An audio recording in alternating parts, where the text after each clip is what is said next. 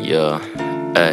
shida ni sinanga patience, nashora napendanga tension, vile hii vibe ina tension, relation ilianza na erection, au ni vile butia na roll na meri yako kwa rotation,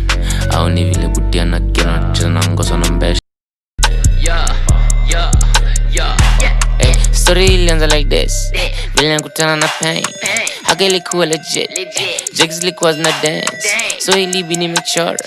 vile chipata chota, kumbe unga sana chora, vile buti atatoka, ngasa alikuwa mepagawa, ningejua hapa ni tafash, alispike up the liquor,